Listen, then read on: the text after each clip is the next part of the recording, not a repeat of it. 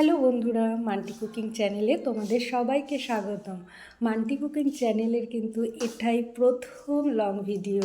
এর আগে আমি শর্টস ভিডিও দিয়েছি, কিন্তু এটা আমার প্রথম লং ভিডিও। চলো কথা বলতে বলতে আমার ব্রেকফাস্টটা তোমাদের সাথে শেয়ার করি। প্রথমে এত সকালবেলায় এত তাড়াহুড়ো থাকে যে সকালে সেরকমভাবে আজকে আমি কিছুই করতে পারিনি।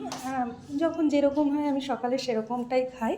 আজকে কিন্তু আমি নিয়েছি ড্রাই ফ্রুট আর ছোলা আর গুড় খাই, কিন্তু আজকে নিয়েছি ছোলা আর গুড়ের তৈরি তিলের খাজা। এটা আমি কালকে শর্ট ভিডিওতে দিয়েছিলাম, সেটাই আমি আজকে নিয়ে খেতে শুরু করে দিলাম। চলো যাই হোক, তোমাদের সাথে রান্নাবান্নার আজকে শেয়ার করব। আজকে আমি স্পেশাল বানাবো হচ্ছে ট্যাংরা মাছ, ফুলকপি আর ধনেপাতা দিয়ে। শীতকালে কিন্তু এই ফুলকপি দিয়ে ধনেপাতা দিয়ে ট্যাংরা মাছের পাতলা পাতলা ঝোলটা ভালোই লাগে। আর আমি অনেক রকমভাবেই করা যায়, আজকে আমি এরকমভাবে করব, কারণ কালকে আমার বর এনেই আমাকে বলেছে যে ট্যাংরা মাছটা কিন্তু ধনেপাতা আর ফুলকপি দিয়ে পাতলা করে করবে। হ্যাঁ না, ঠিক আছে।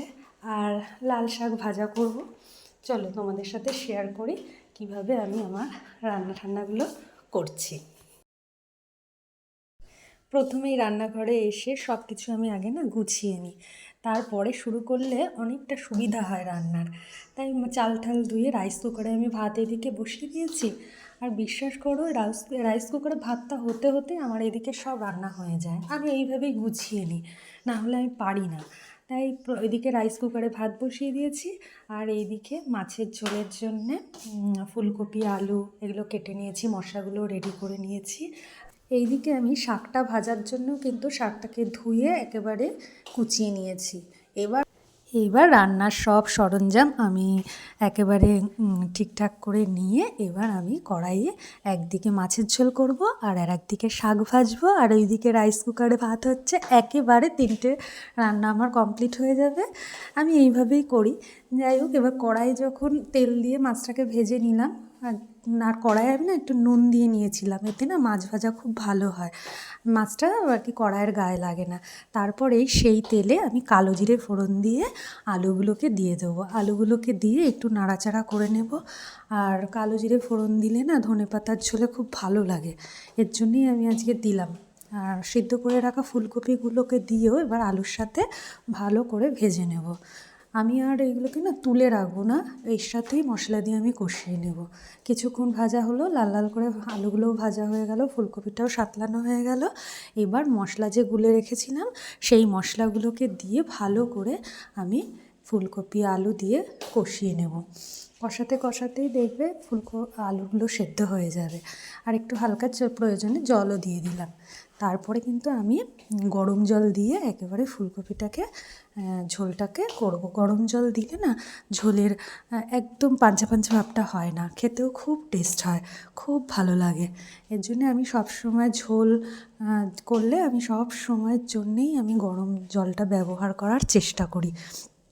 যাই হোক, আমি এবার দেখলে যে একটুখানি ময়দার গুঁড়ো আমি গুলে দিয়ে দিলাম ঝোলটাতে। এতে পাতলা এতে ঝোলটা ঘন হয়, ভালো লাগে। আর আমি কিছু কাঁচা লঙ্কাও দিয়ে দিলাম, কারণ সবাই তো আর ঝাল খায় না। আমি একটু কাঁচা লঙ্কা ডলে খাই, ওরা একটু কম ঝাল খায়, এর জন্য আমার এরকম কাঁচা লঙ্কা ঝোলের মধ্যে খুব ভালো লাগে দিয়ে দিলে। তারপরে মাছটা দিয়ে আর একটু ফুটে গেলে তারপরে আমি ধনেপাতাটাকে দিয়ে মাছের ঝোলটা আমি কমপ্লিট করে ফেললাম। আর এইদিকে দুপুরবেলা তো কেউই সেরকম খায় না, শুধু আমি খাই, আর হাজব্যান্ড তো থাকে অফিসে, এই জন্য আমি আমার ভাতটা বেড়ে নিলাম। আর আজকে আমার মেয়ের এক জায়গায় নিমন্ত্রণ আছে, সেজন্য দুপুরেও খাবে না, এর জন্য আমার ভাতটা আমি বেড়ে নিলাম, তোমাদের সাথে শেয়ার করলাম। দেখো কীরকম লাগলো ভাত বাড়াটা। আর যদি আমার এই লং ভিডিওটা তোমাদের ভালো লাগে তাহলে কিন্তু সাবস্ক্রাইব করে দিও। আর আমি কিন্তু আমার শর্টস ভিডিওর চ্যানেলে আমি কিন্তু অনেক রকমের মুখরোচক খাবারের ভিডিও ওখানে আমি পোস্ট করি, তোমরা কিন্তু দেখে আসতে পারো।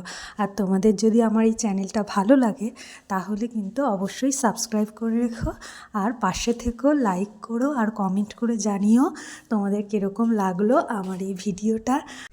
গরম ভাতে যখন এই পাতলা মাছের ঝোলটা দিয়ে খেলাম খুব ভালো লাগলো।